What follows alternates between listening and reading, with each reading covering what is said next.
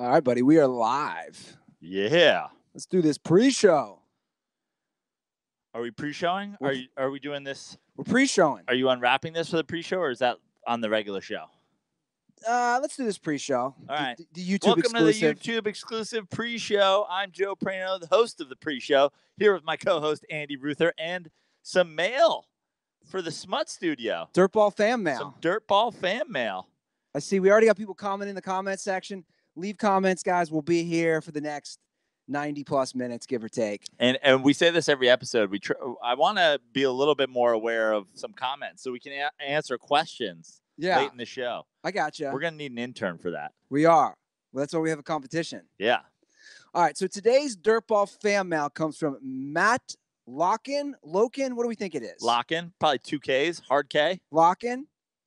By the way, I love how he addressed it, Smut Studio. Yeah. That always brings a big smile to my face. Okay, so Matt Locken, I think I know what this is. I'm going to open this package. He sends it to us from Lakewood, Colorado. Do you know where that is? No. Okay. All right, so I'm going to open it up. Get in there, that priority mail package. I saw you going for that just like pull open. I was like, I knew that was not going to work. How do you open this? Yeah, there you go. Some Smut Studio mail. What do we got in here? Is that some jeans? A pair of jorts. Jorts? Are they shorts? Bro. So Matt made these, I believe, for me. We've been exchanging DMs, and it looks like a koozie. Desiree and Matt. Oh, yeah, Matt's Cinco de Lock, and Matt's the guy who wanted me to come up and roast him and his wife for their wedding. I think they got married in North Dakota or South Dakota. May 5th. North Dakota. They got married on Cinco de Mayo. And look at this. A Joe Oliver baseball card. And what else we got there? And Wally Whitehurst on the back. Amazing. Absolutely amazing. I'm going to have to require that you... These are mine, by the way. Yeah. Because they're 30 by 30. Yeah. So they're my size. So don't worry. If they were my size, they'd still be yours. So a pair of jorts. I will never in my life wear jorts. I'm going to have to require you to put the jorts on. Right now? Yeah. All right. I mean, you're doing this episode in jorts. I like that you're just changing on the show. The guy who has the foot fetish has already come. What you're wearing. Oh, yeah. Look at you, bro. It's foot fetish day because I stepped in some gum on the way here. This is amazing. They're like Daisy Dukes. Look at your package just popped out onto the YouTube live. Oh, boy. Woo! That's incredible. Tight, man. Have you ever worn jorts before? No, and I told him that. And wow, these are tight around my right around the legs. Everything. They're very. It's a good look for you, bro. Very tight. How often do you think you'll wear those? Every time I go to West Hollywood. You also got to wear them to the beach one day. Yeah. Just go full jorts style. Yeah, I'll have to. What was the reasoning behind him sending you jorts? I forget. We've exchanged DMs, and I think I said on one. Did I say on an episode I've never worn jorts? And here we are. I have my favorite jorts memory is one of my ex-girlfriends was a big LSU fan, and she had all kinds of merch that says Tebow wears jorts. It was like their trolling of Florida for whenever they played, and I was like, that's just like a solid troll job. Like, we're just going all in on Tebow wears jorts. I like that. That's a good troll job. Yeah, those jorts look good on you, bro. They fit. I need to now. Some fucking Daisy Duke shit. I haven't exercised basically much at all with my mom being in town, so I need to. Wow, watch me doing the spin around here on YouTube. I had to show the YouTube. This is what people miss when they don't hop in live. Yeah. Or get the exclusive pre-show. But this is gonna be on the regular show on YouTube. On YouTube. So you want to get this bad boy going, Prano? Let's do it. Welcome to the Dirty Sports Podcast. I am Andy Ruther, coming to you live from the Smut Studio in Venice Beach, California, with my co-host, Joey No Chill Prano. Hello, Andy Jorts. You just got some jorts, huh? We just did an exclusive YouTube pre-show, and you got some jorts on. Yeah. Guys, if you're just listening to this, you got to go and check out the YouTube. Ruther's wearing jean shorts, and they're tight. And they're short. Yeah, they're tight and they're short. Shout out to Matt Locken, DirtBall fan mail. My mom doesn't know what to make of all this, by the way. Of all of what? Your life. Well, yeah, that because while she was here, I got to give another shout out to Kyle Aronofsky, sent a old record of Bill Cosby. Okay. A comedy album. Right. A vinyl. A vinyl. Right. Yes. So that arrives while she's here. How much dirtball mail has Kyle Aronofsky sent at this point? Bro, he's crushing it. Kyle has sent the Pete Rose Gold Star glass. He sent the Marvin Lewis bobblehead, the Kellen Winslow Jr. I mean, he's all about, get ranked or die. Like he's sliding top 3. Oh, you realize you were using somebody's slogan, "He who cannot be named," and you pulled out? You pull out on that slogan? I don't know if I pulled out. So your mom, what was the biggest thing that she was like, what the hell is this? Well, so that arrives. What about just the general, how'd you feel about Harambe? We talked about that. She didn't even mention it. Great. She didn't mention it, and then I brought it up to her probably 2 days in. Or no, I brought it up to her because she got in on Tuesday. We left Wednesday morning. I said, you didn't even mention Harambe? And she's like, whatever, it's your place. Looked like she learned from the old man. Because Walt Ruther's line is always, my house, my rules. That was always his line.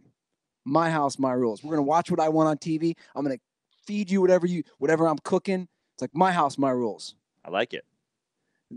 And he broke Joanne, apparently. She's like, your house, your rules, don't hurt me. Yeah. But she was very impressed with the makeover. She walked in and was like, oh my God, the painting and the ceiling fan and the carpet and the decorating. Look at that. You replaced your little light. You replaced your bulb there. Yeah. Nice. So we're good to go.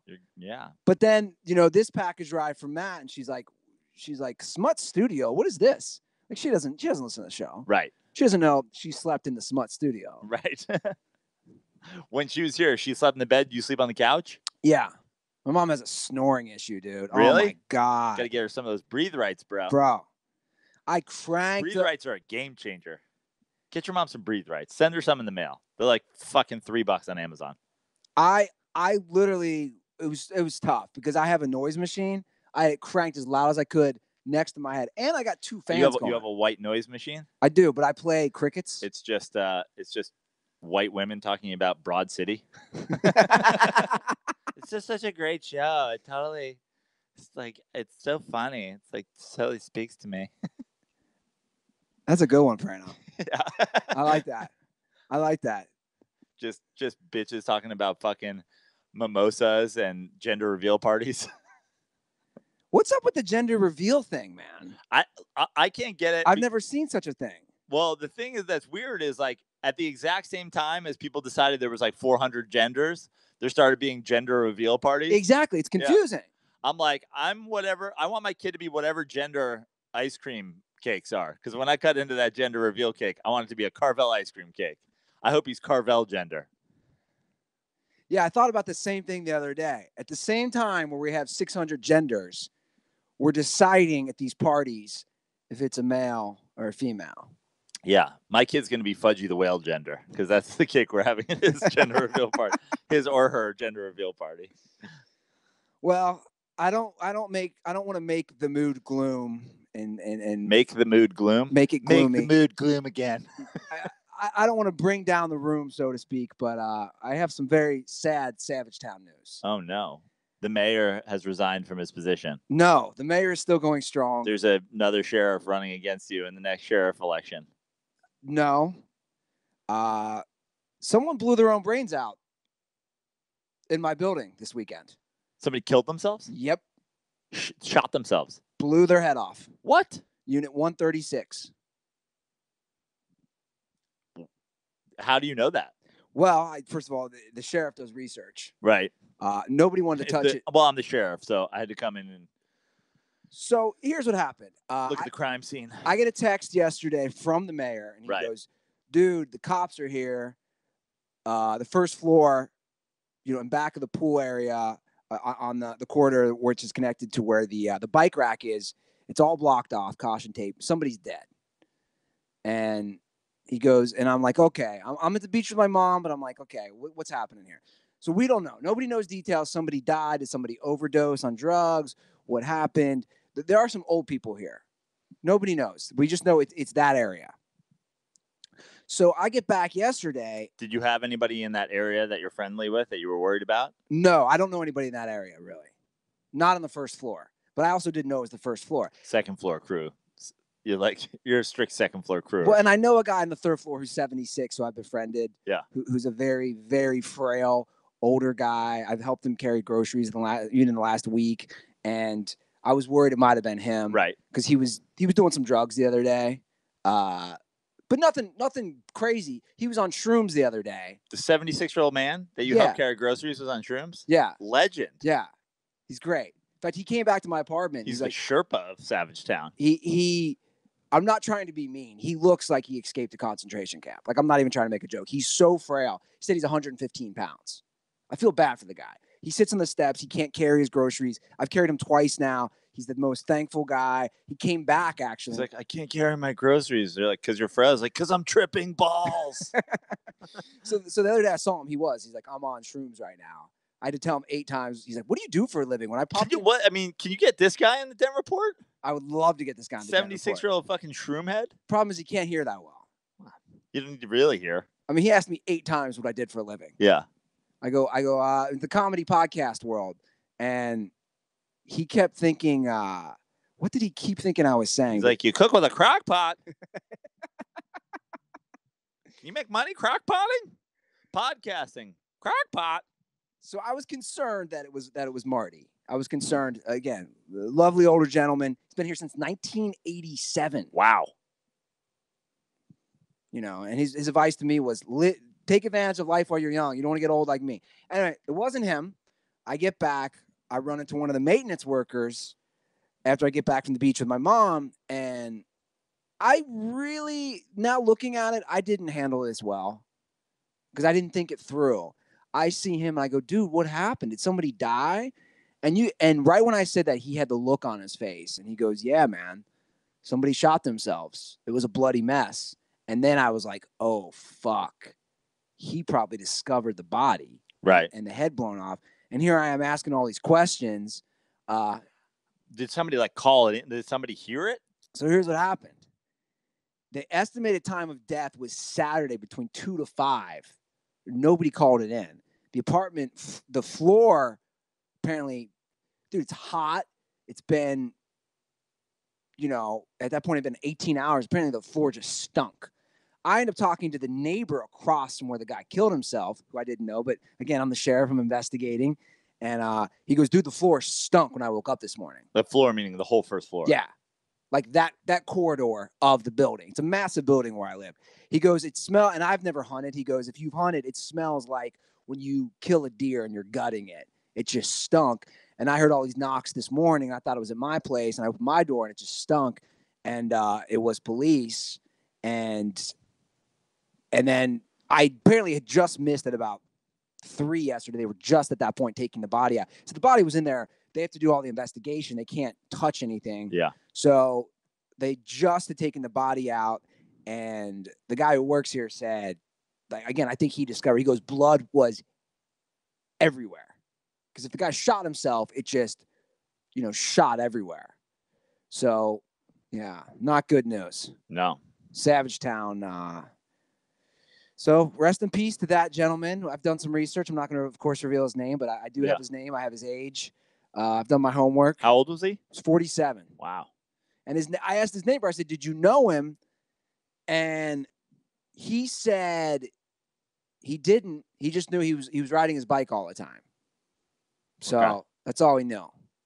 Anyway, that's an update for what's going on in Savage Town. That's crazy. Yeah. And of course my mom's here and she finds out all this and yeah. But you know what? I have to ask this. The neighbor he was quick to make a joke, which I thought was like, wow, talk about too soon. I said, imagine being the next person who lives there. Well, yeah. And he goes, cheap rent, though. Yeah. And he started laughing. That's what I was thinking, too. But I'm like, they won't. It's Venice. They'll just be like, we'll just clean it up. But with the house, they have to let you know that somebody died here. With an apartment. Is that true? That is true. That's not a myth? I'm pretty sure that's true. But with an apartment, do you think they're going to let the next person know? What's going to be crazy? Some dude blew his brains What's off. going to be crazy is when you move out of here and they're like, we heard somebody blew their brains out in this apartment building. Is this, look at this rug. Is this the place? And you're like, no, that's Trey's milkshake. That place got cleaned up. Can I go to the comment section? Yeah. I got to go to the comment section. Comments are on fire today with this, what is being deemed CSI Savage Town. Yeah. We have a comment from Dylan Cahoon. He could hear Prano yelling, kill yourself through the walls. Oh, no. And finally just took his advice. No. Oh, boy. Oh, boy. Can you imagine if you listened to your show and he was just like the ultimate Carmelo Anthony fan? He was just like, well, that's it. He's told me to kill myself 30 times now. It's pretty eerie, though, man. Yeah, it's tough. Like, I don't know, man. I walked by the other unit next to him, and you could see this very, like, hippie LA dude, and he had signs of love everywhere. And I'm thinking, dear God, you live next door to the dude who just blew his own brains out, and you got all these love signs. Apparently he didn't step foot in your apartment. Wild. Yeah. CSI Savage Town. Sheriff and the mayor investigate. We just called the mayor. He'll be here in 5 minutes. Sheriff's on the way. Well, I did let the mayor know today at work. He was very proud of me. Okay, should I just reveal it on air? Maybe I shouldn't. What? The reason I know his name was when I went to check my mail today, all the mailboxes, all the little boxes were open because the mailman was there. Right. And I couldn't resist. I went to his unit. I picked up his mail briefly. I didn't take it. It's a federal crime. I just looked at his name. That's a federal crime? I don't think you're allowed to touch anybody else's mail, but I don't think he's going to press any charges. So. Okay. Well, I briefly looked at his mail. I gave his name to the mayor, and the mayor goes, I'm deep now. And he's like, I don't see a LinkedIn. I don't see a Facebook, but I do have an age. We're going to do some research on this. Wow. CSI Savage Town. You guys are hard at work. I don't know what you're trying to find out for. I don't know what we're trying to find out either. But I think where I live at this point is a reality TV show. Yeah. Savage Town. It's kind of like Melrose Place. I bet you if you casted this place, you could find 8 units of like crazy interesting people. I mean, we have everything from a 76-year-old man who's kind of dying to 22-year-olds moving in here. Yeah. Like the disparity of people who live, there's 140 units. I know, it's nuts. It's got to be the biggest place in all of Venice. I've been saying that. It's got to be the biggest apartment unit. I can't even think off the top of my head of anything that's even close to 140 units. Yeah. In Venice? It's got to be the biggest place. It's got to be. I just love the name, Savage Town. Yeah. Real quick, I know people are like, what the fuck? Do these guys cover sports? I have to tell one more Savage Town story. Here we go. But it's a Venice story. You'll appreciate it. My neighbor said yesterday at the pool, she said her and her boyfriend were walking down Mildred the other day. And actually, they were just outside smoking a cigarette. There's a couple in a huge fight that are walking down Mildred, just screaming at each other. The bars are out. It's like 2 a.m. They're screaming at each other. A homeless guy walks out of his tent. It's like 2 a.m. on Mildred, yells at the couple who are yelling at each other and goes, will you keep it down? I'm trying to have sex in here. That's some Mildred shit right there. So he's banging a woman. A homeless guy's banging another homeless woman in a tent on Mildred. Where are they tenting these days? It's probably a sidewalk, but they're not really on Mildred anymore. Right. They moved to North Venice Boulevard. Okay. Yeah. Can you guys keep it down? I'm trying to have sex. I mean, they've got to be on the reality show too. A couple of the homeless folks that just live like Savage Town adjacent. It'd be great. Like have like one of those digital maps of this place, show where each unit is when people are making an appearance on the show. You should start filming this. We'll talk after the episode. We talk to our good friend Guy. Yeah. Get a Savage Town pilot going. Yeah. I mean, he knows his stuff. You know. Anyway, let's get to some sports. Let's do it. What's going on in sports, Andy? I don't know, Joe. It's that time of year, right? It's preseason football. No one cares. But we do have to talk about what's going on with the NFL. Okay. Oh, the hits and all that stuff? Like they're in a point where it's blinking guy meme 24/7. No, not even. They're the spinning SpongeBob meme. Like they're fucking like It's such a fucking shipwreck situation. It's making it kind of easy for me to like maybe give up on the NFL. The hit everyone, of course, is talking about was the Vikings-Jags game. But you know what? That's only like one of 10 that I've seen that are just like equally offensive that they were flagged. But that one was stupid.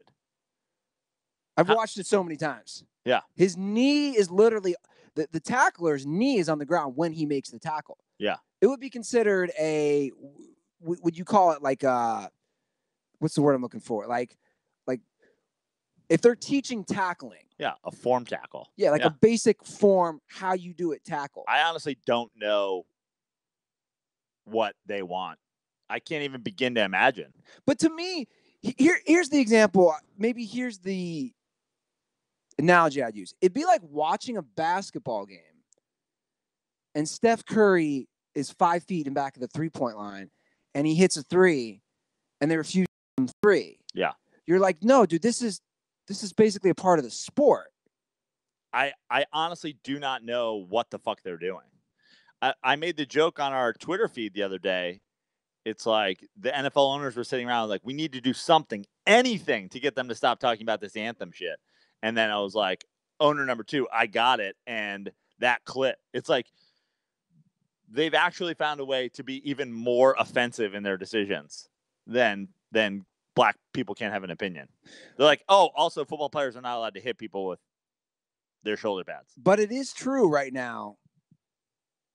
I didn't watch much when my mom was here. I didn't watch any TV, but I would occasionally hop on Twitter. That's all people were talking about. Yeah. And all people were talking about was that and saying what you just said. Maybe I'm not going to watch football because of this. Yeah. This isn't football. They're just piling on. They're just piling on reasons not to watch.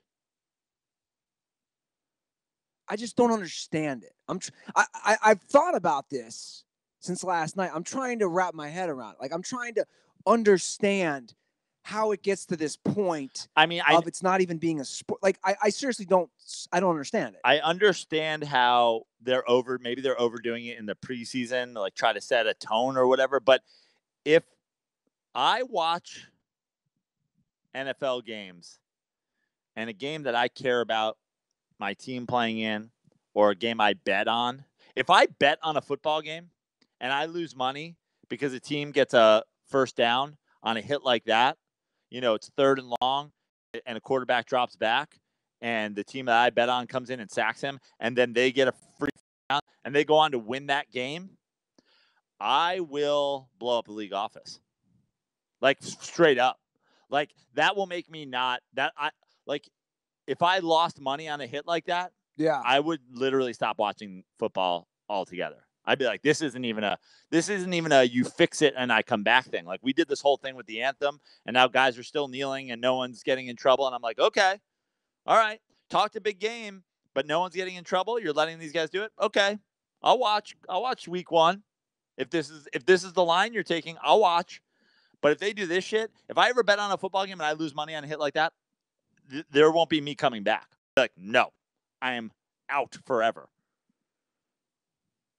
But again, this is an issue, and it's not just this. It's so many issues every year. I can't reiterate it enough. You don't see this in other leagues. Now, you're going to have gripes about the NBA or about Major League Baseball or the NHL or whatever. We're always going to have gripes about certain things, right? How things are run or the rules. But am I right in this assessment? You don't see this in other leagues year after year. We're talking the basic fundamentals of the sport. Yeah.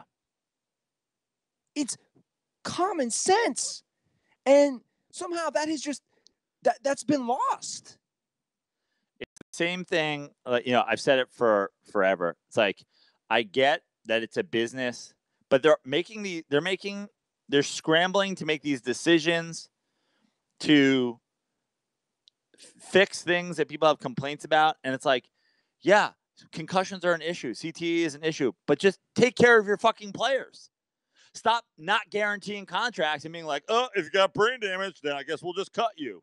It's like, how about say, this is what could happen to you playing football. you like, first of all, admit CT is a thing. Stop pretending it's not a thing. Thank you. Admit it's a thing. This happens. This is the risk you take while playing this game. If you still want in, you're in. Here's all the information you need to know about it in an NFL study that's public and open and is not fucking hiding from the facts. These are the risks you take. But if you get hurt, you're taken care of. We're going to there'll be money in a fund for players that have to retire from injury. There's money in a fund for players that play a certain amount of years in the league and then, are sick afterwards. Take care of them. Stop not guaranteeing contracts and being like, if you die, you die. But also now we're going to make it so hitting people is illegal. You've made two simultaneously wrong decisions to try to solve a problem that's easily fixable. These are the risks. Here's all the information you need to know about the risks. And if it happens to you, we make billions of dollars a year. We have money to take care of you. That's it. That's the answer. If you don't want to play, don't play. If you play, these are the risks. And here's what will happen if it happens to you. Yeah. It's not that fucking hard. Yeah, I agree. And it sucks because obviously I love football. I love the NFL. But if it gets, like you're saying, if it gets to these points, and I never thought about it, the angle you brought up, the gambling. I mean, you're right, though. Can you imagine, especially now that gambling's becoming so mainstream and it's basically legal now? Can you imagine if that was a regular season game and a play like that affects the outcome or the point spread or whatever, or the prop bet? They're setting themselves up. Let up. alone if something like that affects a Super Bowl. Yeah. Like that's the Tuck rule on fucking steroids. Like if that shit were to affect the Super Bowl, I'd be like, well, this whole thing is a sham. This whole thing is meaningless. Why are we even playing these games? When somebody can just decide to change the course of a game. What the league needs to do, this is my recommendation.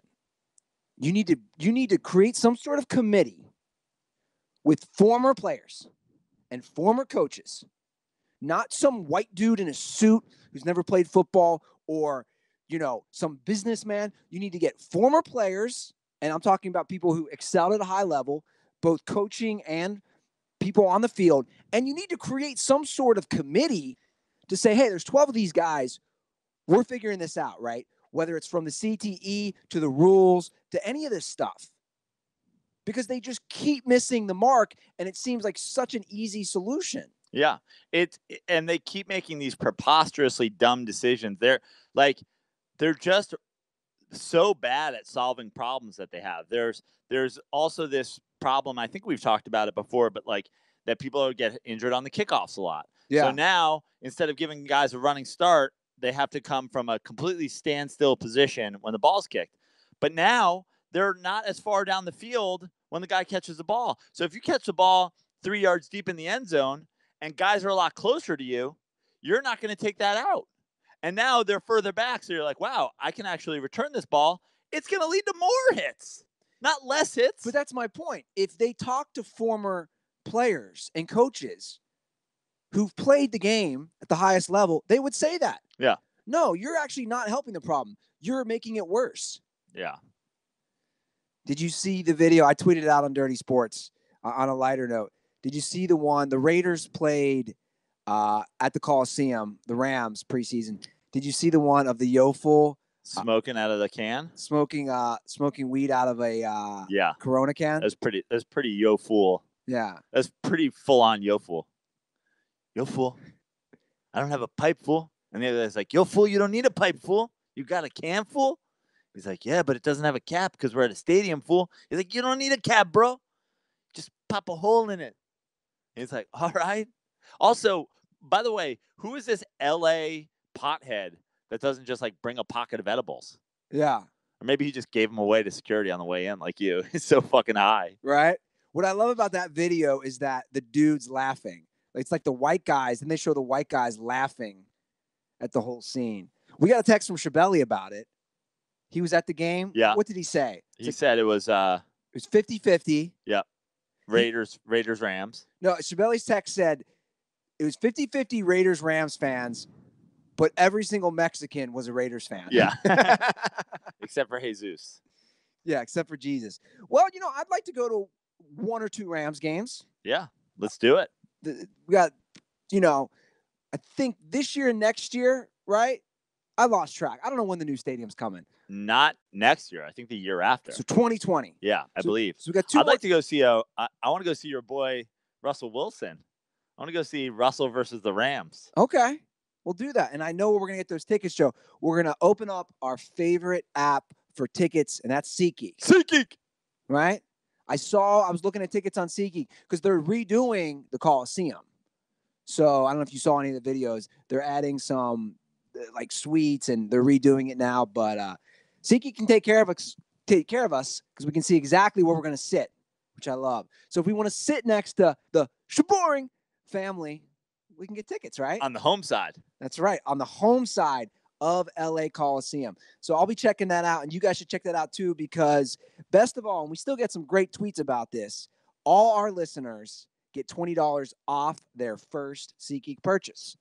So just download the SeatGeek app and enter promo code DIRTY today. That's promo code DIRTY for $20 off your first SeatGeek purchase. SeatGeek, life's an event. We have the tickets. So once again, guys, go use SeatGeek to go to any sports event or any live event at all. I'll be up in San Francisco for Mets at Giants once again. I'll be at the Saturday, September 1st day game at AT&T. So get some SeatGeek tickets there. Watch Prano, watch baseball. And also, you know what I want to use SeatGeek for? What's that? Your favorite college football team, the Notre Dame Fighting Irish, are playing Navy in San Diego this year. Ah. Your boy Damo wants us to make a trip down there with him. Did he text us and I missed that? No, but we've talked about it. I'd love to go. When is that? I think it's in October, but I'm not sure. I'd love to see that. Right? Go to Qualcomm. Bro, Qualcomm? Keep it. Qualcomm. Have you driven by Qualcomm Stadium? I've been in Qualcomm. But I know, but have you driven by since the Chargers left? No. I drove by. I did that show down there at Lestat's like, I don't know, 6 or 7 weeks ago. So I drove by the stadium. Dude, you know what it's like? You know when they show you pictures? I mean, I actually went to a U2 show there after they left, I think. So, yeah, all the shit was down. You know what it looks like? Qualcomm Stadium in San Diego right now, it looks like when they show pictures of, like, the Olympics in a town that there's nothing there anymore. Right. So, they'll show, like, pictures of the Olympics from Greece from 2004 and Athens. There's, like, weeds growing in the seats. That's what Qualcomm Stadium looks like. Yeah. Like, their Jumbotron is like a 50-inch Samsung TV. Yeah. That's why I'm a little surprised that Notre Dame Navy's playing such a military town. Ah, that's right. It's gonna be all such a naval town. It's gonna be all Notre Dame fans. Yeah. So Damo's gonna roll. Yeah, I'm sure there'll be plenty of Navy folks there too, right? Yeah. Yeah. So we got to go with the legend that is Damo. I better see a halftime performance by the Village People. Wouldn't that be the best thing? Just gay it up. Yeah. All sailors. Just bring out the Village People. They're like, where's the Indian and the cop? No, we're all sailors this weekend. With all those like homophobic military people. You should go dressed as like Maverick from Top Gun just against. Yeah. Bro, the jean shorts I'm wearing, I'd fit in perfectly. Yeah. We should do that. I got to bring up the Jalen Ramsey thing because that happened, I believe, last Wednesday. Yep. And we had pre-recorded our show with Ryan Grant. By the way, if you guys haven't watched or listened to our show, please check out our show with former Green Bay Packer Ryan Grant. Yeah, it was great. It was great having him here. Maybe he'll be down at the Notre Dame game. Yeah, it's a good point. I mean, he gave us a great hour and 45 minutes, unfiltered as always. And we cut. Did we cut a lot of it out of all of his daughter's interruptions, or did they all make the cut? We edited. I edited out the audio, and Charlie also edited out the audio. Or I'm sorry, the video of his daughter. So what did it cut down to? It cut down to like I think an hour 47, but we recorded for like 2:15. 2:15. Yeah, or something like that, because his daughter kept hopping in. Yeah, that was great. I always wonder, though, Ryan Grant shows up to my apartment. No clue it's a studio. Right. And at one point during that interview, I kept thinking, we're talking about how he signed a $30 million deal. I know it wasn't all guaranteed, but still. And his daughter's laying in your bed. Yeah. Like, this guy has multiple houses and millions of dollars, and he's sitting in my studio apartment. But let's bring up the Jalen Ramsey thing. Jalen Ramsey basically called out every quarterback in the NFL. In fact, I have quotes on, let's see here, 25 quarterbacks. Yeah. And what's amazing is, like, if you're Jalen Ramsey, and what I called him out for is, like, if you're going to do this, how are you not going to talk about Blake Bortles? Yeah. Like, you got to be like, hey, first things first, our quarterback sucks. Now that I got that out of the way, let me fucking roast everybody else. Well, these are some of the popular ones. This is what Jalen Ramsey had to say. We'll just go through a few of them. About Josh Allen, rookie on the Bills, he said, I think Allen is trash. I don't care what nobody says. He's trash, and it's going to show, too. That's a stupid draft pick to me. We played him this year, and I'm excited as hell. I hope he's their starting quarterback. About Joe Flacco, he said, I'm just being honest about it. Flacco sucks. I played him 2 years in a row. He sucks. Matt Ryan, I think Matt Ryan's overrated. You can tell me you win MVP 2 years ago, and then last year you a complete bust, and you still got Julio Jones. There's no way that should ever happen. I don't care. But, I mean, dude, he's hard on your boy Eli. About Eli Manning, he says, it's not really Eli. I think it's Odell. I won't say Eli's good. I'll say Odell's good, and their connection is good. But that's an interesting hot take for sure, right? The two-time Super Bowl MVP without Odell Beckham. They haven't made the fucking playoffs but once with him. And he did the same thing with Big Ben. Yeah. He said, Big Ben, I think he's decent at best. It's not Big Ben. It's Antonio Brown. Another guy. Have they won a Super Bowl with Antonio Brown? No. This is what he says. Two Super Bowl wins and 3 Super Bowl appearances. Yeah. He said, Big Ben slings the ball a lot of the time. He just slings it, and his receivers go get it. He has a strong arm, but he ain't all that. I played him twice last year, and he really disappointed me. He'll be in the Hall of Fame and all that. But it's like, dude, that's part of why Ben's good. Yeah. Is that he breaks tackles and keeps plays going. Right. So you're knocking him for what he's good at. What are some other ones? I mean, then he went in on his MVP picks are Wentz and Watson. Yeah, he says Deshaun Watson, he'll be the league MVP in a couple of years, 100%. There's not even a debate about that. And then about Carson Wentz, he says Carson Wentz, for every year starting now until 5 to 10 years, he's going to be two with Watson. They're that good, I guess. Yeah. He thinks they're the top hopefully, two. if those guys, if either want to win MVP, make it through a full season. So that'll be interesting. His 2 MVP picks did not make it through last season.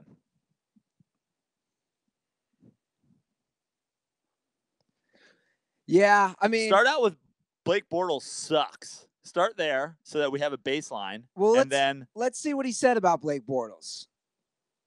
Blake do what he got to do.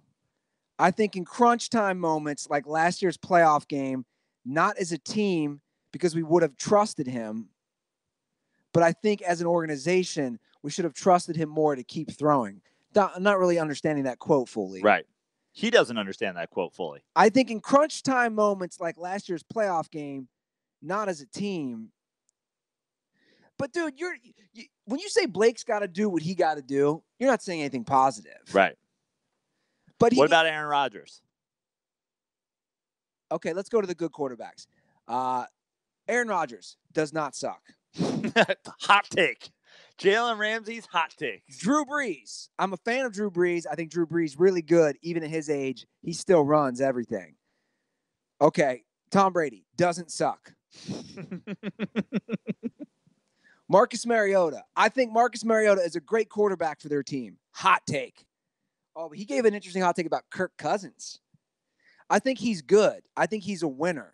He's a hell of a competitor. Coming off the play action, he's the best quarterback in the league. Play action passing, he's a hell of a quarterback. Yeah, I don't want Jalen Ramsey as my head scout. How about your boy Russell Wilson? I think Russell was good. I think he's just a really good leader too. Derek Carr, I think he's good. Phillip Rivers, I think he's pretty good. Matthew Stafford. Oh, this was my favorite one, I think. Matthew Stafford, I think he's straight. I don't think he's the best quarterback out there, but he do what he got to do. And then I saw a great tweet where they cut to the last time the Lions and the Jags played. Matthew Stafford carved up the Jaguars, and Jalen Ramsey was crying on the bench. So he's straight all right. Tyrod Taylor. I think Tyrod is actually a better quarterback than he gets credit for because he does not make mistakes. So he likes Tyrod, thinks Deshaun Watson's going to be the MVP, and likes Russell Wilson, huh? Yeah, I don't see a trend here. Jalen Ramsey, racist. You're racist. Are you going there, huh? Yeah.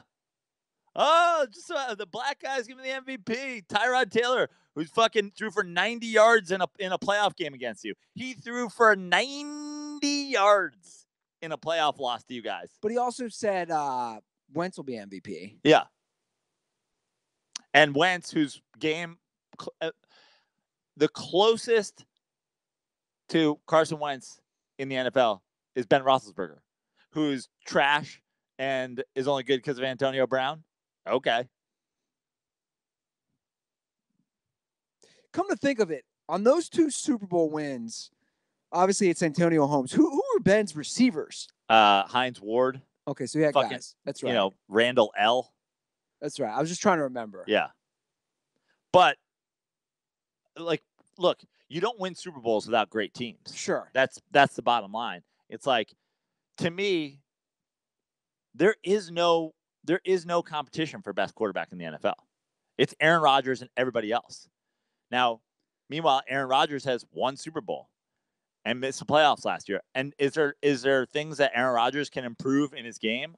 I mean, to me, if you're Aaron Rodgers, you have to take. I know I'm a fucking Giants and an Eli slurper, but you have to protect yourself at all costs. Your team is dog shit without you. Dog shit. Mike McCarthy is lost. Mike McCarthy is a spinning fucking SpongeBob meme. You cannot miss a fucking snap. Yeah. So Aaron Rodgers got to protect himself, but there is no second place. To me, it's Aaron Rodgers, and then let's have a fucking conversation about who else is a great quarterback. But to me, that's the end. So for Jalen Ramsey to go, doesn't suck. Well, your whole list is suspect now. He's also a young kid. Yeah. But he played in a playoff game where Tyrod Taylor and fucking Blake Bortles had a shit the bed contest, and Tyrod Taylor threw for fucking 87 yards or whatever it was, and you go, yeah, he all right. He do what he do. What? Throw for 80 yards in a fucking playoff loss? I hope my quarterback never does what he do. Yeah, I guess I'm giving him somewhat of a pass for saying these things because he's 23. Yeah. But you're right. He's played 2 years in the league. He's played against these guys firsthand. He's seen how good some of these guys are, or how suspect some of these guys are.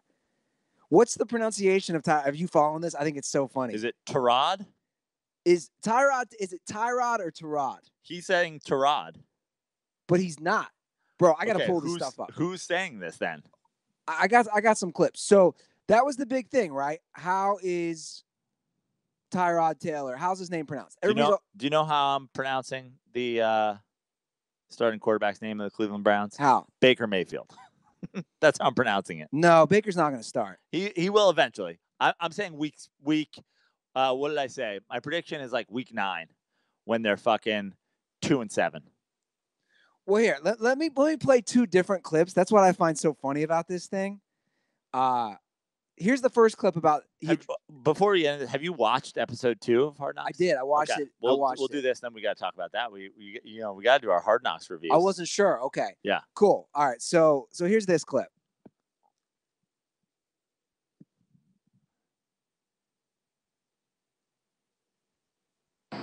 So for the record, you want Tyrod or Tyrod?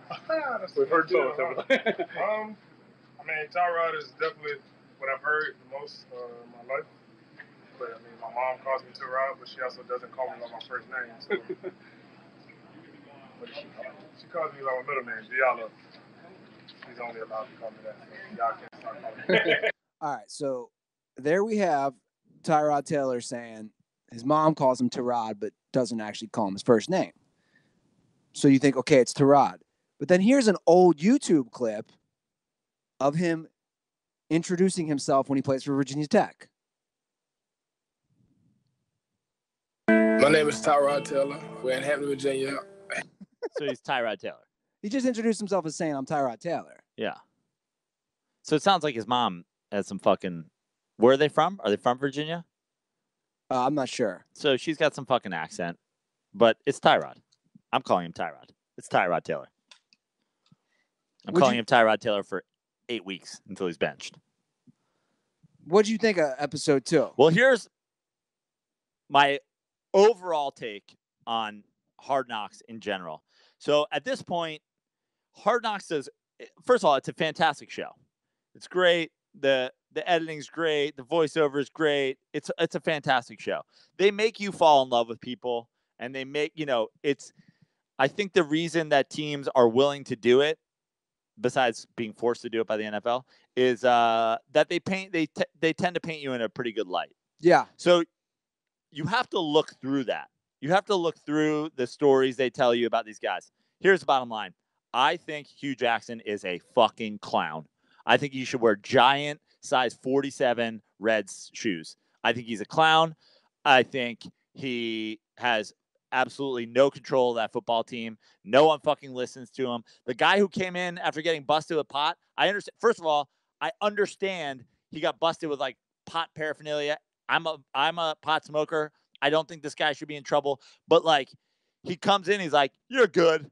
I got you." It's like you have to have some sort of fucking discipline over your players. I'm going to disagree with that in a sense, because I thought he's clearly a player's coach. I thought what Hugh Jackson did was basically say this is your mulligan, bro. And I think he even says that, like, this is your gimme. You fuck up again, you're off the team. But he says that to the entire team, and the guy goes up there, he's like, "Sorry for what it did." And he's like, I'm going to stand behind you guys. It's like, there is, to me, like, when you look at the NFL, these guys are going to they're rich children. They're going to take advantage of you every chance they get. I'm not saying you have to be fucking Tom Coughlin. I'm not saying you have to be Jim Harbaugh. But this is how many and I think it's almost a little bit like when you talk about, it's almost a catch-22. Like, it's almost like the teams that would be willing to do Hard Knocks are going to be the ones that have coaches that are pushovers. That are fucking pushovers. Yeah. Fucking Bill O'Brien, fucking sleep in the office. Okay, if you catch a punt, we don't practice anymore. Oh, you got fucking busted for whatever? Okay. Fucking Jeff Fisher's walking around in fucking, flip-flops, driving fucking golf carts. He's like, "You're good, you're good, you're cut, you're good, you're cut, you're good." No, we're in LA now. You went fucking 7-9. The next year, fucking a different coach takes over, and you're 13-3. It's, to me, they actually won 4 games that year. 4 games, the Rams, yeah. To me, Hugh Jackson, I think that team is going to be, they do a good job of selling you on their players. Travis Landry's great player. Fucking Mayfield looks good I watched highlights from the Giants game. He looks like he's playing well. Tyrod Taylor is certainly an upgrade in just stability over what they've had a quarterback. Josh Gordon's coming back. Blah, blah, blah, blah, blah. All the reasons that they should be 7-9 or 8-8 or fucking 10-6. No, I'm going with 4 wins. That I don't think Hugh Jackson is a fucking. He clearly knows. If you watch Hard Knocks, he got mad in the second episode because, again, it's all about changing that culture. They have to change that culture in Cleveland because when you're bad for so long, that's the first thing you have to change. But guys don't want to practice. I think they do need a hard-nosed coach. I think, here's my prediction. Hugh Jackson gets fired and fucking, what's his name? Who's the offensive coordinator? Why am I blanking on? Todd Haley? I think Todd Haley's eventually the head coach of the football team this year. Prano predicts Todd Haley, head coach, week 13. Wow. There you have it. Because all the hype. Now they have the hype. They have the Hard Knocks hype. They have the Baker Mayfield hype. They have they have Jarvis Landry. Like I said, all these things that they added that there's reasons they should be fucking good. When they're not, he's gone. Or he just keeps winning, or he wins 3 games and he gets to stay around because of God knows what. Because people like Hugh Jackson.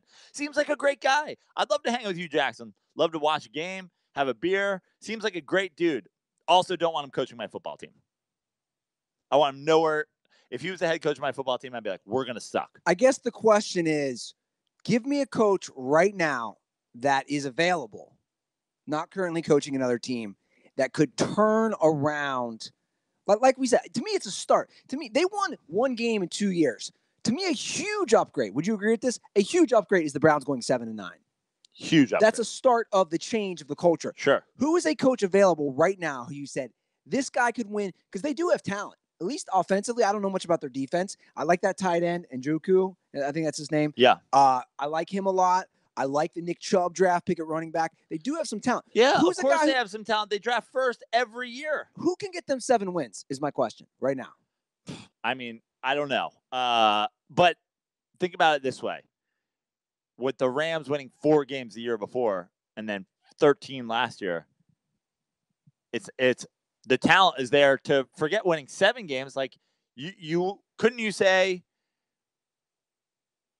see Bill Belichick winning 12 games with this Browns team? Yeah, I mean, he's, in my opinion, the greatest coach of all time. But that's my point. Is like, let me put it this way. I could see John Gruden, and I think the verdict's still out on him because he hasn't coached for so long. Right. I could see Gruden winning 7 games. I can see a Bill Cowher. I mean, yeah. Again, these are those guys available? Well, they're not. I don't know. Right. You're right. Could Tom Coughlin win 7 games with them? Well, he's a hard-nosed guy. I think that's what they need. Could Jim Harbaugh win 7 games with them? Yes. We'll see. I think the Browns are going to be bad again. I'm not getting on the Hard Knocks hype train. You know why? When's the last time the Hard Knocks hype train panned out? Texans, Rams, Jets. How far back do we have to go for there to have been a good team? I think we talked about this last year. You know what I think it is? I want to say the last. I could be wrong, of course. The Dolphins. Remember, did we do this already with fucking Chad Johnson showing up to meetings in Philip and being like, I guess he's allowed to be in meetings?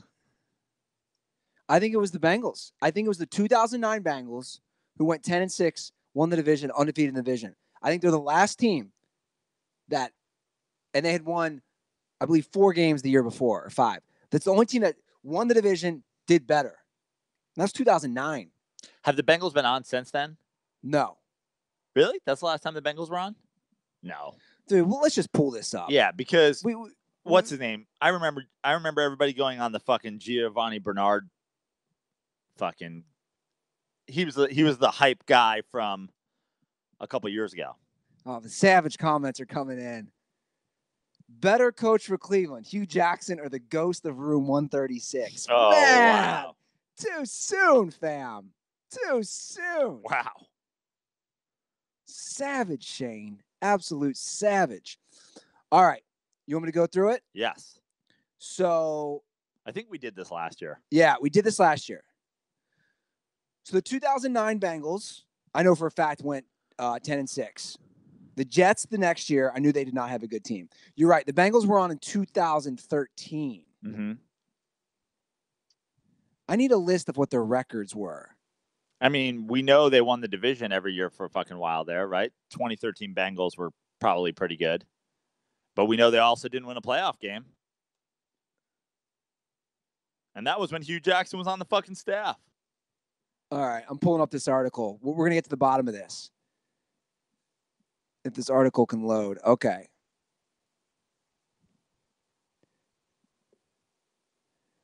Jesus, they're giving me the whole history. Okay, let's just go back to, wow, no team is.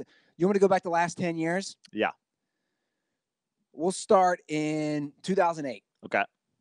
The Dallas Cowboys. The year before, they went 13-3. They did Hard Knocks. They went 9-7. Yeah.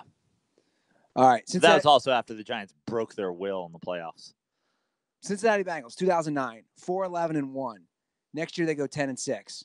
Again, don't win a playoffs. Okay, the Jets actually did better. Okay. The Jets 2009 went 9-7. They did Hard Knocks 2010, went 11-5. Miami Dolphins improved. It wasn't the Jets team that went 9-7 one that went to like the fucking AFC Championship game or something like that? They went to back-to-back AFC Championship games. Yeah. 2012, Dolphins went 10-6. I'm sorry, the Dolphins were 6-10 the year before. The next year they go 7-9. Hard Knocks. They won one more game. The Bengals did improve. 2012, they were 10-6. They did Hard Knocks. They won 11-5. But you're right. They still did not win a playoff game. That was the infamous game I went to against the Chargers. All right, for 2014, the Falcons went from 4-12 to 6-10. Bill O'Brien stayed on par for course 9-7. The Rams the Rams went from 7-9 to 4-12. The Bucs went from 9-7 to 5-11. So it's not a good track record. The Bucs to me are a perfect example. Remember last year how hyped people were talking fucking Jameis Winston MVP. Yeah. And what did I say last year during Hard Knocks? Jameis Winston, suspect as fuck. Nice fucking dickhead fucking pump up goddamn, speeches before everything. Well, you know my opinion on Jameis. Yeah, you think he's Bobby Boucher. I think, he's just. I think he's fake as fuck and dumb as fuck. But I just think he's on the spectrum. I think Jameis Winston is 100% on the spectrum, Bobby Boucher. And I think he's a fraud as a person. And I think his teammates know he's a fraud as a person, and that's why they don't fucking get behind him. So you think Jameis is smart? Do you think my assessment of saying he's black Bobby Boucher is wrong? I don't think he's smart. I'm not going to go ahead and say he's smart, but I think I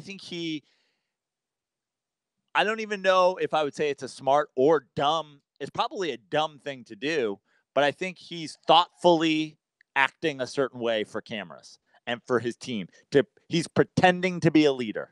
By eating his fingers? Yeah. And it's dumb as shit. That are W's? Because everybody's like, this fucking guy. He's a roll your eyes at him fucking leader. Yeah. Well, Prano, I got to say, these jorts, man. Woo, they're tight. I feel everything. But I do feel good because I got a fresh shave last night. I see that you have a fresh shave. I used Harry's razors last night to clean up this mustache. Was rocking the Burbank Comedy Festival all week, and midweek, after the first couple shows, I decided to go from the beard down to the stash. Felt like if I was going to do the packed main room shows over the weekend, I had like 6 shows over the weekend, all over this great city of Los Angeles. I was like, I think it's time for them to have the mustache. Got me some Harry's, got me that delicious shave gel, took that shit down. I had a fresh shave myself. I got a new mirror for my shower. I love shaving in the shower because you get it real hot, open up the pores, you shave, and you put it ice cold to leave the shower, close up those pores. And I looked fresh for my date with my mom last night. We can call it that? Can you call it that? I don't know. Can you? I don't know. I'm from the Midwest. Who knows? But we went to C&O, had a lovely meal. I looked nice and fresh. Guys, Harry's stands behind the quality of their blades, but they know that switching razors isn't an easy decision. So they have created a trial offer, which you can claim by going to harrys.com/dirty. Get a $13 value trial set that comes with everything you need for a close, comfortable shave, the weighted ergonomic handle, 5-blade razor with a lubricating strip and trimmer blade, rich lathering shave gel, which Joe was talking about, and a travel blade cover, which I just used as we traveled up the state of California with my mom.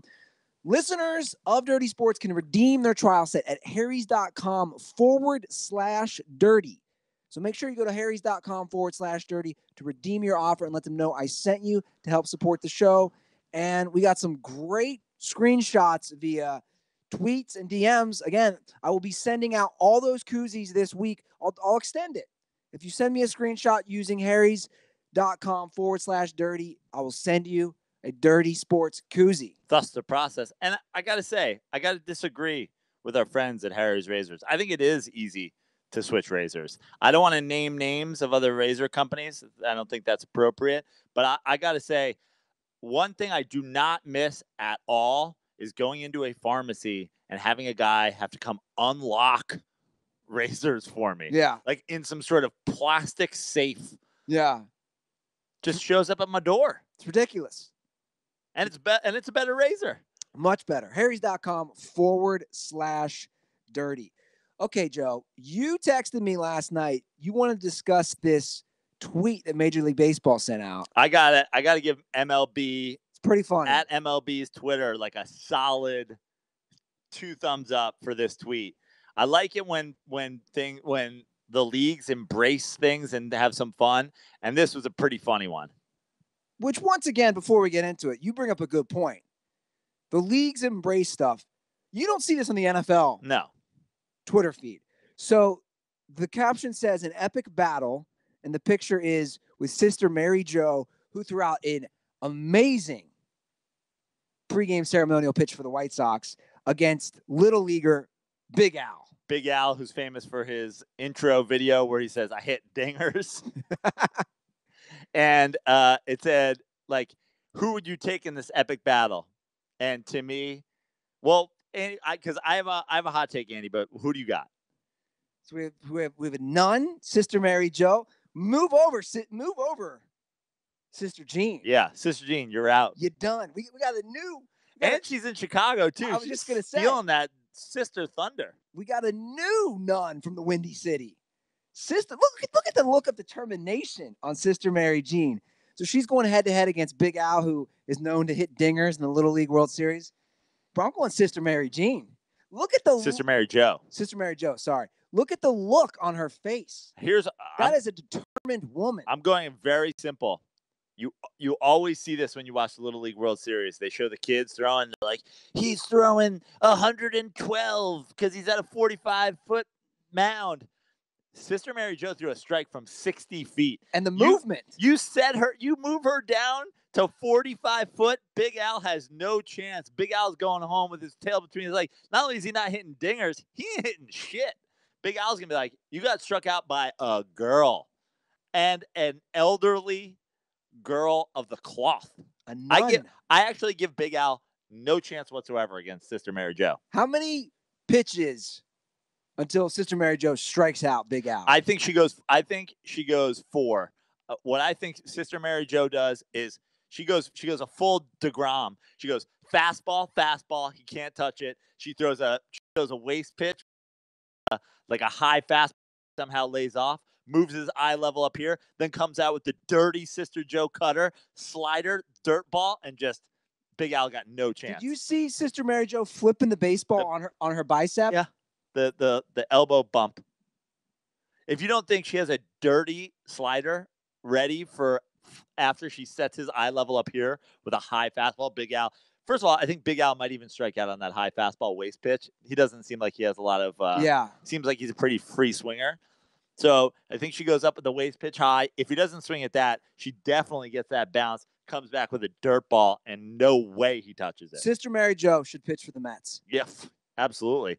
Actually, Sister Mary Jo should not pitch for the Mets. She looks like a fine woman. She deserves to get a win. She doesn't need to have this Jacob deGrom life where he's the best pitcher in baseball and he's fucking 8-7. Let Sister Mary Jo pitch. I mean, she should pitch for the White Sox. They're not much better. True. When we come visit Chicago in a couple weeks, I want to see her on the mound. Yeah. We got to fucking hang with Sister Mary Jo. I have a feeling Sister Mary Jo is the type of woman who can slam a Guinness. Oh, I'm certain of it. She can do a snake bite. Yeah. I feel like she slams Guinness and eats deep dish pizza. Yeah. And still manages to be like 75 pounds. And takes big dumps. Yeah. Like Sister Mary Jo is like, Sister Mary Jo reads the Catholic Telegraph while she's taking a big morning dump. And then you always got to go there with the sisters, huh? It's like it's full praise of her. And then it's like herpes. She takes dumps. It's like, no, I'm just saying she's a badass. She takes dumps and then she walks out of that bathroom and then she strikes you out. I went to church with my mom last night, by the way. How was that? We did a 5:30 Sunday. Be ashamed of yourself, first of all. But continue. We're not going there. Did you guys pray for the thousands of Pennsylvania children that were raped by priests while you were there? Did that come up at church? Yeah, me and my mom both agreed. We were very glad. The priest during the homily was like, "We can't not address this." And I said to my mom, and he didn't excuse any of it. And I said, "How many priests across the United States actually address that during their homily? I would love to know." Because I think a lot won't. They'll just turn a blind eye. Yeah. Certainly, I think any at a church where those priests were transferred to so that they could be covered up. Probably didn't mention it. Yeah. And then after church, Sister Mary Jo struck me out. Yeah. In the parking lot of St. Mark's in Venice. Although... Better chance.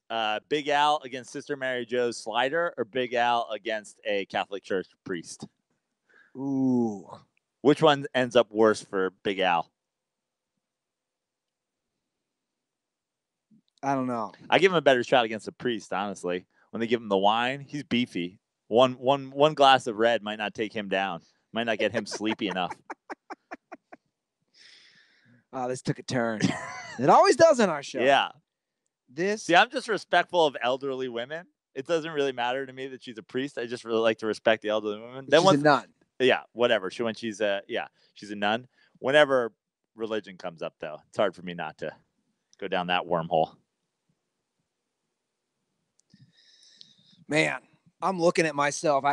On this picture, the whiteness of my thighs. Yeah, you got to go with those high shorts a little bit more often. Where else am I wearing these? To the pool, Savagetown pool. To a show. Andy's little beach workout. Nah, bike rides. These wouldn't feel good on a beach workout. Beach day, just chilling at the beach. Paddleboarding in the marina. Well, that'd be a good one. Yeah. That'd be a good shot. I don't think I'm buying the board, by the way. No, you're gonna go rent style. Man, on the trip with my mom, all those towns had stand-up paddleboarders. My mom was like, "Dude, are you all right over there?" I was like, "I just want to go. I didn't have time. I wanted to go out." My mom's the shark person. That's what she is. It's amazing. Oh, I thought of you. The fear of the shark. She's like, "Oh my God, you just go out," and she's like, "You were in the marina and there you saw these seals." She's like, "The sharks eat the seals." I'm like, "Mom, yeah, there's a good chance I'll see a shark. It's not just going to attack me." Here's a fun fact. You are literally 1,000% less likely to get attacked by a shark than you are raped by a priest. That's not even, this is just facts. There was more priest rapes in the state of Pennsylvania last year than there have been deadly shark attacks in the history of the United States of America. So make sure you bring that up next time your mom goes, "Are you afraid of getting raped at church?" No? Why not? You know it happens significantly more often than people getting attacked by a shark? I blame Jaws, man. It's a great movie, but this mindset of these things are just attacking. Yeah, they need Priest Week is what they need to start fucking showing people all the dangers of going to church. Forget Shark Week. Shark Week's fucking propaganda. How about Priest Week? Those are the real predators out there. Those are the real fucking deadliest predators on the planet. This really took a turn. Yeah. Sorry, you served those up. You served those up like a big Al dinger. Never again do I mention I went to church with my mom the night before. Well, not only you mentioned you went to church, then you mentioned her unreasonable fear of sharks. Oh, I agree. It's extremely unreasonable. Yeah. I said, "Are you going in the water at all? Like the feet?" And then she was freaked out. I told her that where you do stay on a paddleboard, you can paddle over a bunch of stingrays. Yeah. She's like lost her mind. I'm like, Mom, I've stepped on stingrays a bunch in the ocean. There's a lot out here. They're not just attacking. They're scared of me. Yeah. That's why you do the stingray shuffle. Yeah. Like, they don't want to be near humans. I'm twice their size. Is this dog doing a competition out here? He's doing like the running through the poles, up and over the fucking thing. This turned into like, what do they call the show? The Westminster Dog Show? The Westminster Dog Show in Savage Town. Yeah. Have a little respect for the guy who just blew his head off. Best in show. I guess we should do real quick. I know you're not a big college football guy, but sure, let's do it. They did release the AP rankings today. Alabama, number 1. I mean, bro, I looked at this and I just laughed. You talk Clemson, about number 2. Hold on. Let me see how far I can go. You're right. Am I? Alabama 1, Clemson 2. 3 is would it be like Georgia? You're right. Really? Don't look. 4, Ohio State. Close. Ohio State's 5. Okay. 4. So 4 would be, God. I don't know if you remember last year. It's based off this team did real well last year too. Wisconsin? Yes. Okay. 6. You got to get another SEC team in there, right? It's not SEC. I'll give you that much. Is there our first Pac-12 team? Is it who's the best team in the Pac-12 last year? Washington. Okay. Then do we go back to the SEC? No. Number 7. Michigan State. No. Who? Big 12. Oklahoma. Yeah. 8 were ACC Miami. 9 were back to SEC Auburn. 10 Penn State. 11 Michigan State. 12 Notre Dame. 13 Stanford. 14 Michigan. 15 USC. College football's fun. I mean, Bama and Clemson again. Yeah. What it reminds me of is it reminds me of the college basketball thing. It's like anything can happen in college football. I don't watch the NBA because it's the same 2 teams every year. Okay. Alabama, Clemson, 1-2. Georgia, 3. Yeah.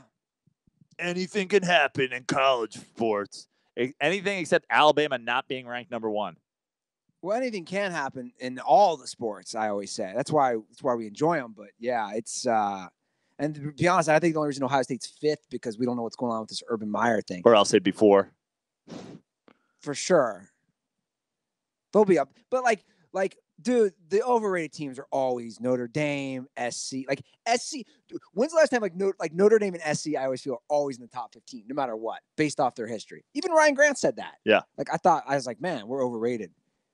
I wonder where they're playing this year. Who? That'd be a fun game to see. Notre Dame SC? Yeah. They might be back here. Might be back here again this year. I still love that we're going to go to that Notre Dame Navy game. That'd be great. I should dress as a naval man. Yeah, you should. I think you should be Goose. I think you should wear the jean shorts, the cutoff sweatshirt. Dog tags. Yeah. Get a flat top and grow a mustache. Are we ever going to go to Cultural Appropriation Day for Shohei Ohtani? I mean, we're running out on season. I know. Let's do it. We got September. Basically. And I'm gone a bunch of days. Yeah? Gone 12 days in September. We'll be gone a bunch of those too. Because we'll be in Chicago for the Midwest DirtBall meetup. I'm fucking stoked about Chicago. I've been breaking out new material all week. I know. You've been crushing it, man. I mean, it's going to be a bonanza. If you think you're going to see jokes you saw on Joe Prano Takes the Stand, you are sadly mistaken. Yeah. You might see a couple. You might see some greatest hits just thrown in there for fun. You might hear Soup once or twice, but I was telling Prano before the show, he's killing the game out here. All these shows, he's got tons of great new material. I mean, he walked in Laz's backyard show, kicked down, dissed Laz for a good 3 or 4 minutes, and then just went into his material. Yeah. I wasn't dissing Laz. I always got to do a Laz. Yeah. A Laz's house is absurd. You always got to make fun of the Laz lair a little bit. It's all good. And the fact that Laz does absolutely nothing. Laz was so drunk, he won't remember. Yeah, yeah. I mean, literally right before I went on stage, there was like a bug on the wall, and he used his iPhone to kill a bug. I was like, that's how you know how well Laz is doing. He's killing bugs with his iPhone X. Yeah. Laz's one neighbor's a total MILF, by the way. The one Which with 2 one? kids, the blonde. Oh, I don't know if I saw her. The one who I asked during my opening host set, I was like, what's the shit you've seen with Laz? And she's like, I've told him to shut the fuck up at times. Right. The one who said she would never trust me with her kid. Oh, right. Yeah. I was like, you're a MILF. I thought you were talking about like the Indian lady from next door. She's like 65. That's why I was like, oh man, you're a little too into fucking wild, wild country. Which I still haven't watched. You got to, bro. Okay, we have not played DirtBall calls for a long time. Let's do it. I think we should do that. But before we do that, I want to say you're looking good. Now, I have that same exact Flag and Anthem shirt. Flag and Anthem shirt, brand new Flag and Anthem shorts. These are my newest Flag and Anthem purchase. Look at these. I like these pattern shorts. When I first started buying that Flag and Anthem pattern shorts, they were like a print, and these are like a woven pattern. It's dope. You can actually feel the woven texture. I love it. I love these. I love these pocket tees. These pocket tees are so soft. So comfortable, so thin. Love it's like the perfect summer t-shirt. Love that. I could use some Flag and Anthem jorts, but they don't have any. Yeah. I'm currently using made ones, but dude, the summer gear on Flag and Anthem. Fantastic. There's only one way to describe it. It's lit. It's lit, fam. It's truly lit. My mom was very impressed. She's like, oh my God, every day you have a new shirt. My mom goes, why are you packing so many clothes? And I said, because I have them. Yeah. I mean, last week I probably did a show every day last week. I was like, it's so great to have like literally a different full outfit. I got to last night. I still had outfits waiting in the wings. Shirt, pant combo. Yes. It's fantastic. Yeah. I love it. Looking sharp. My manager always says, I never have to worry about how you're going to show up dressed. Some clients, they show up. I'm like, how old are those jeans? I'm like, Flag and Anthem. All of it. Top to bottom. So you guys can look just as good as us by going to flagandanthem.com. And if you drop promo code DIRTY at checkout, you get 25% off your first order. Once again, that's flagandanthem.com. Promo code DIRTY gets you 25% off. And the offer still stands. I got some great screenshots as well with Flag and Anthem gear that DirtBall's bought. If you use our promo code DIRTY for the rest of the month, I will send you Dirty Sports koozies. Nice. So go take a deal. Yeah. Double good. Take advantage of that. Flag and Anthem clothes. The only Flag and Anthem I stand for. There you go. All right. So let's get to some DirtBall calls.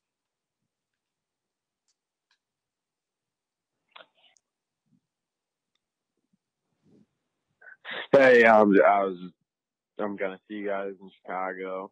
I'm just warning you guys, it's kind of like a war zone back here in Chirac. No, that's not the guy. Sorry. Oh wow, I was interested to see where that was going. Yeah, he's warning us about a war zone. You're like, you don't need to hear that. He's like, don't go to. You cut it off. It got racist. Oh, okay.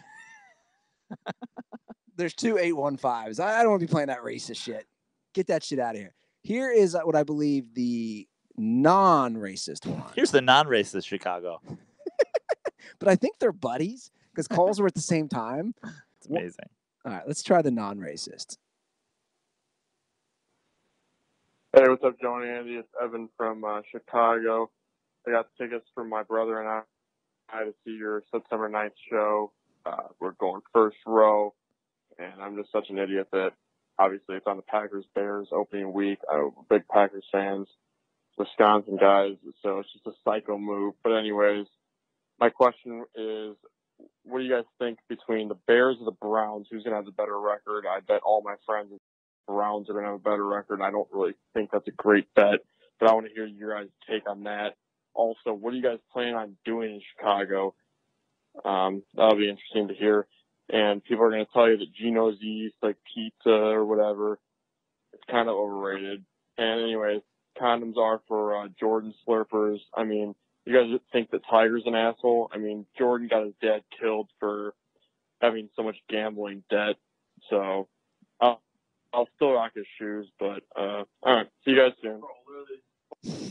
Maybe, is that his racist friend in the background? Maybe that was his racist brother. He's like, I'm calling them next. You didn't mention the thing about the N-words. Okay, so I'd like interesting one. More wins, Browns or Bears? I think the Browns are significantly more talented, and I'm going with the Bears. The Bears. I'm going with the Bears more wins. Who's the Bears' new head coach?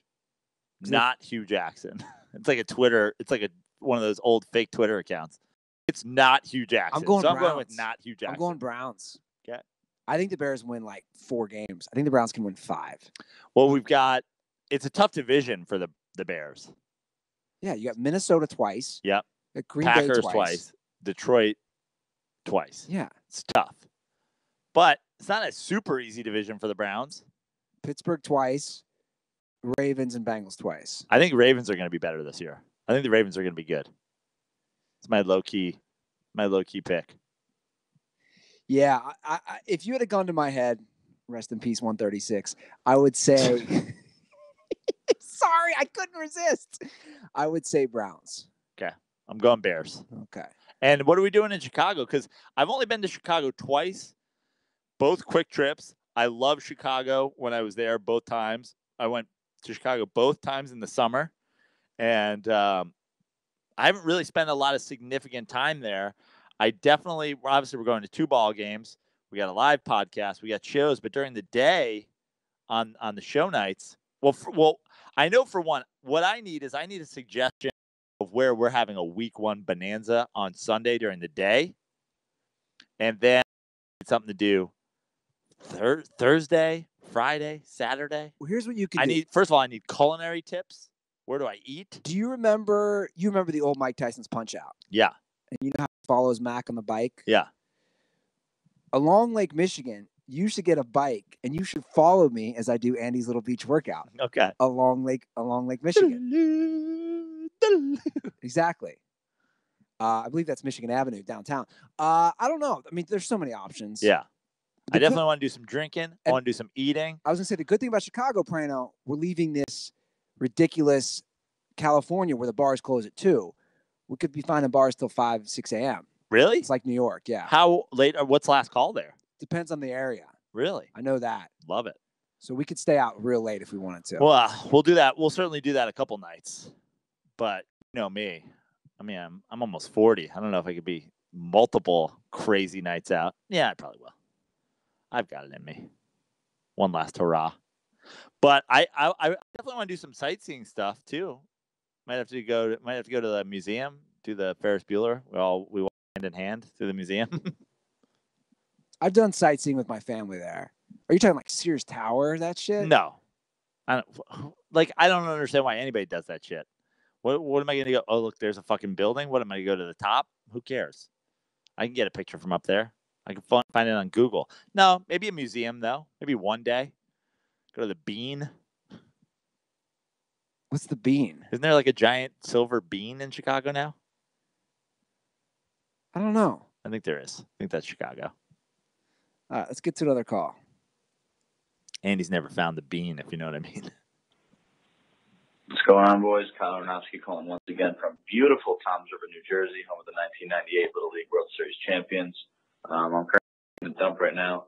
I just thought of a decent question. So, what are some sports that you guys wish you played as kids? I know you guys, did the usual stuff, but what's one that you kind of regret that you didn't try or didn't give it enough effort? And what's a sport that, even as an adult, you kind of are looking forward to, or could maybe see yourself getting into and getting good at? For me, I always wish I played basketball more competitively. I was always tall as a kid and not terrible, just shooting around in my driveway. And now that I'm an adult, I kind of just want to get in the pool because you can play it at a bar and get drunk, and you look really cool when you make a fucking badass shot. So yeah, that's about it. Comments are for the New York Rangers. You know what? That would actually that I would like to play. Nobody ever taught me how to properly play pool. I could teach you to shoot pool. We had a pool table in the basement. That's what I'm saying. So my dad, my brothers, nobody ever taught me. So I'm terrible. And that'd be a fun one for me to know. I could teach you to play pool. It's pretty easy. A lot of people make the simplest mistakes in pool. A lot of people are just standing up when. Yeah. You really got to get down low. You want to. It's like shooting a gun. You want to get down and you want to see what you're aiming at. Like you want to look right down the barrel of your pool cue. People always are like fucking up here. It's like that's not helpful at all. My two are easy. I was a great swimmer growing up, and the only skill in baseball that I have that would be probably considered like a significantly above average was my arm. So I wish I played water polo. I feel like I could have been an Olympic water polo player. Water polo? Yeah. Combine my swimming skills with my above average arm. I feel like I could have been like a medalist. I highly regret, but East Coast water polo is not a thing. It's a very like West Coast, like Pac-12. Is it? See, I didn't know that either. Yeah. So I never played water polo. I would love to do that. And then a sort of an answer for both questions is golf. I wish I had golfed more as a kid because then I'd be better now. And I also want to be better at golf. I want to take up golfing more. I've been golfing more over the last year, but I want to golf more just because it's great to get out with your friends, drink some beers on the course. It's cliche, but it is really good for like networking. You know, you take somebody out on the course, you fucking, you know, you're stuck with them for 18 holes, you talk, I agree. You know, whatever. So I want to golf more, and I wish I had golfed more as a kid. My great uncle was a big golfer, and when I was a kid, he gave me like a set of kids golf clubs, and like I just fucking whacked balls into the woods, and then we will. Yeah, we will. That's the sport I told you I want to pick up for real. My dad in my backyard, it was only a half acre, but he made three holes the way he cut the grass. He cut up. What do you say when you like make them small for kids? Just like, you know what I'm saying? Mini golf? No, but I'm saying he took the normal irons and cut them up. Gotcha. He made the club smaller. Yeah, for us too. That's cool. So he actually pushed golf on us at a young age, but is anybody a golfer? No. Nobody. Wow. I think my brother Brad killed a bird once. We used to hit golf balls from throwing his club. Wow. Like the bird flew at the same time. We used to hit golf balls from my front lawn at our neighbor's house across the street. Of course you did. And like, I mean, we busted like, they had these like bulbous like lights that line their driveway. We put one through a light. We put one through a window. But like, you know, you were a couple hundred yards. If you hit a driver, it was like kind of a goal. You're like, you have to hit a fucking solid driver to hit their house. And we did it a couple times. That's amazing. All right. Time to bring back our favorite game, Prano. You know what it is. Is it Troll or Moron? Yes, sir. Oh, this is great. Time for a little game, Troll or Moron. This guy's a straight up moron. Complete troll. Total troll. You're not a troll. You're just a moron. I think he's a troll. Starting to think he might be just the biggest fucking moron of all time. Or is he trolling? Troll or moron, troll or moron, troll or moron. This might be the best one we've had in a while. Let me see what you think, Prano. Can't wait.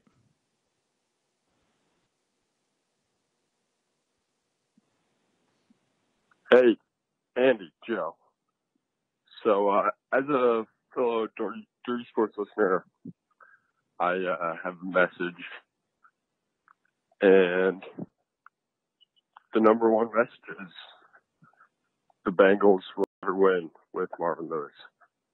But can you blame them for keeping him if he's never going to be better than he has been in the past? There's no ceiling. But you can't get anyone better than him on the market for coaches. You're not going to hire someone with a higher ceiling, so might as well keep Marvin Lewis with hopes that he improves, which what? has not been shown to happen in the future. All right. Go Bengals. So, to me, as someone from Cincinnati, I hear this all the time. Who are you going to get? It comes down to this. The Cincinnati Bengals were 2-14 before Marvin Lewis came. Mm-hmm. Instantly turns them around. Mm-hmm. His first year, they go 8. We talked about the Browns. It was the same exact thing. A losing culture. His first year with them, they go 8-8. Vast improvement. They draft Carson Palmer. He has a good run. They've at one point with Dalton when they make 4 or 5 straight playoffs. It's this, look at us before, right? But my argument, again, has always been he did. He took them from literally the worst team in the NFL to basically a perennial playoff team in a tough division, but he can't take them the next step. So you do got to get somebody else. Now, is he trolling or is he a moron? I think he's just a moron. I think he's a moron too, but I don't want to, usually when you play troll or moron, it's obviously a double-edged sword. You're kind of dissing the guy no matter what. I think he's a moron because I don't think he's trolling, but I don't really want to call him a moron. Okay. I think he's just like a sad, battered Bengals fan who says things that like sad, battered Bengals fans say because they just don't know what else. But I just think the devil you know is better than the devil you don't theory is not appropriate for NFL. There's only one goal. Win a Super Bowl. Yes. This is not Major League Baseball. It's not about being good enough to sell tickets. This isn't the NBA. It's not about bringing a culture of basketball back to your city. This is the NFL. All your games sell out. You have to win a Super Bowl. If you know a guy, I say this is the same thing I say with quarterbacks. If you don't know that they at least have the potential to win you a Super Bowl, then you move on. Move on. Because that's the end game. The idea that there isn't somebody out there that's better than Marvin Lewis is nonsense. Just because you don't know who that is doesn't mean that they're not out there. Well, again, look at LA. Look at the Rams. Right. Nobody knew what the Sean McVay guy was going to do. Right. And, I mean, look at McDaniel in San Francisco. He had his shot, and now he got another shot. You're telling me last year, 2 years ago, before he gets the San Francisco job, he's not a better option? You mean Shanahan? Shanahan. Sorry. Where's McDaniel these days? Is he still a Patriots? Yeah, he's still offensive coordinator. He didn't get a job last year? No. So there you go. Yeah. Yeah. This whole concept of we don't, it's like it's the equivalent of staying in a relationship because it's comfortable. Yeah. And you don't want to move on. But there's no excitement in the relationship. You settle. Yeah. It breaks my heart when I see dudes do it. Yeah. I just don't think. I think the talent window has closed on the Bengals. It did. And so then it also begs the question, like, do you even want to go 8-8 again? Or do you want a full reset? Do you want a culture change? Yeah. I mean, I don't think Marvin Lewis is the answer, obviously. All right, we can't escape the time.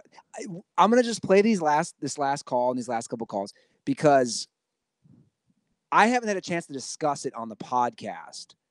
I entered your world, Joe Prano.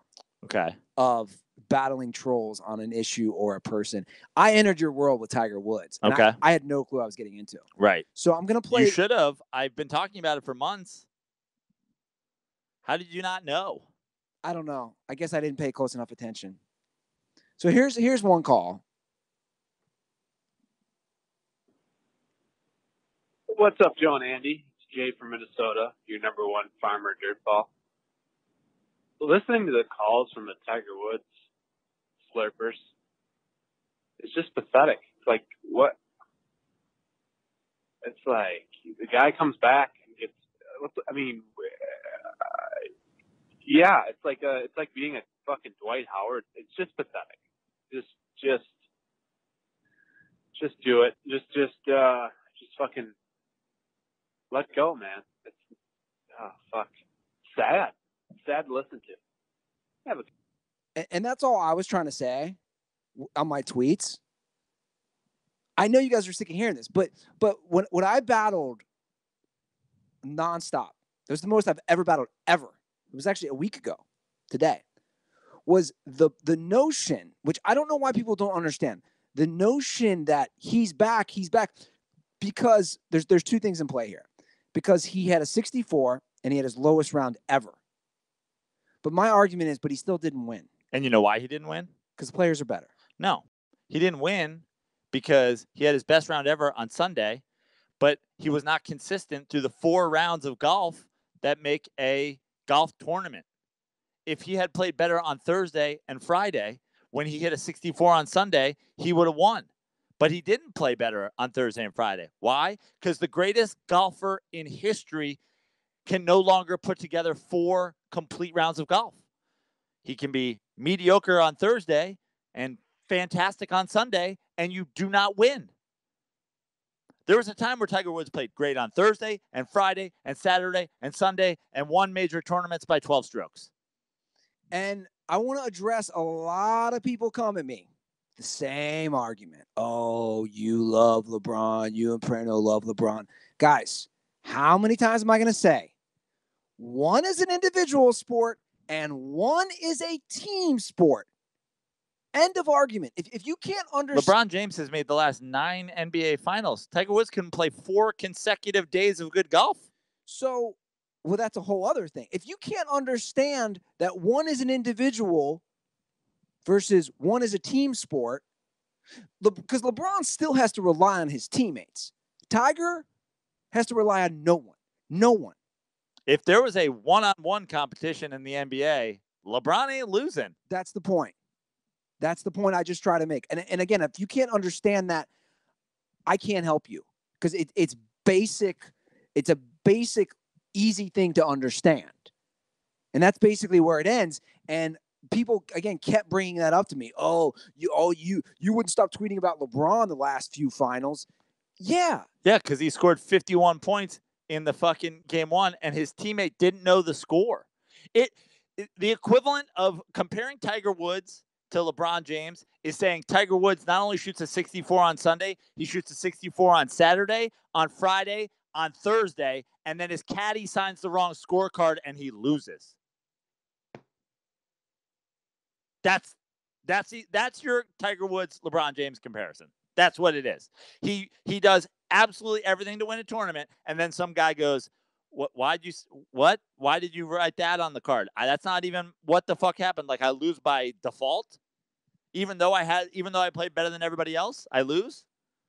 And again, it's like letting J.R. Smith be Tiger Woods' caddy. I don't understand. And he gets down to the 18th hole. He's shooting for a 12-stroke win, and J.R. Smith picks up the ball and cleans it. And they're like, no, you're not allowed to do that. And again, there's a difference between me understanding why people are excited. I get that. There's a difference between me understanding why people are excited. Of course. Verse, everyone should listen to this. Verse me saying, I don't understand how you don't understand, Tiger people. He's not back. He's not back until he wins. I don't understand how you don't get that. You can't say someone's back when they're not winning. I just, it's such an easy concept. And even Tug and I were texting. Tug Coker.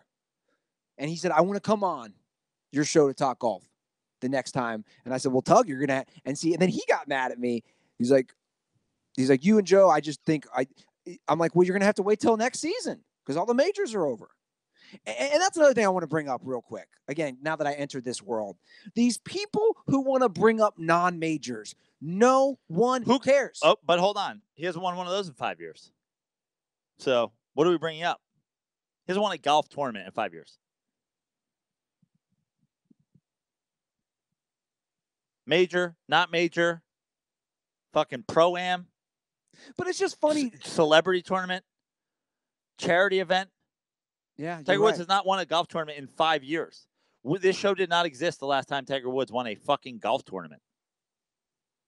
Every single word that you have heard from the two hosts of the podcast you are listening to, every second of the Dirty Sports podcast has happened after Tiger Woods won his last golf tournament.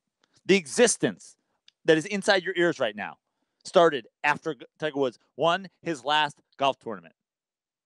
This is who you guys were arguing is the greatest player of all time. And rightfully so, you can argue that if you want. That's why I'm holding him to a level of he's fucking back. There was a time where he was dominating golf. Now you're excited that he took second. It's the saddest shit I've ever heard. I said it last episode. We had this conversation, and I'll say it again. Michael Phelps swept an Olympics, won 8 gold medals. if he somehow makes the 2020 Olympics, barely makes the team, and takes silver in one race, the fucking 200 fly, his specialty event, and he takes silver, could you imagine saying he's back? Ugh. I'd fucking feel so sad. Not that silver's not an accomplishment. Not that I was ever able to win a silver medal in the Olympics. I'm not saying that wouldn't be a great accomplishment for an athlete, but it wouldn't be Michael Phelps's back. And I think that's sums it up. I know personally, I said what I had to say. I have nothing else to say. I'm not going to argue. Again, I did it. I've entered Prano's world. And to be honest, it's a fucking exhausting world. I don't know if I have your strength and stamina, Prano. I know. It takes a very special kind of person to be committed to showing people on the internet their stupidity. It's Gandhi-like, honestly. Multiple people unfollowed me, which is hilarious. Like, said it. It's like, okay, cool. And one more quick thing, though, about the Tiger thing. And you and I exchanged messages on our own about this. I have noticed a lot of you Tiger slurpers, Joe and I are older than you guys. I've already said it. You don't remember. I'm 36. I'm almost 37. Joe's 39. I remember I was a junior and senior in high school. I was 17, 18 years old. I remember Tiger dominating. I mean, just crushing it. You guys who are 25 and under, you don't remember shit. Get the fuck out of here. You don't remember shit. That is, to me, that is where these people come from. They sat on daddy's lap on Sunday. He was drinking cold beers and he was happy because his favorite golfer was winning. And they were going, and he was like, listen, son, this is the best golfer. You know what? You're here in a special time, Matt. You're here at a special time, little Matty. This is the greatest golfer of all time. No one's ever been better than him at golf.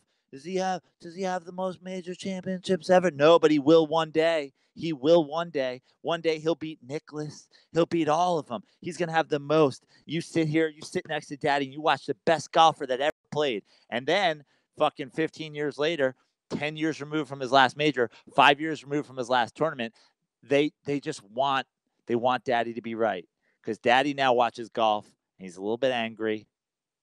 He maybe switched to scotch. He's not super happy. Why aren't you getting better grades in college, Matt? You fucking idiot.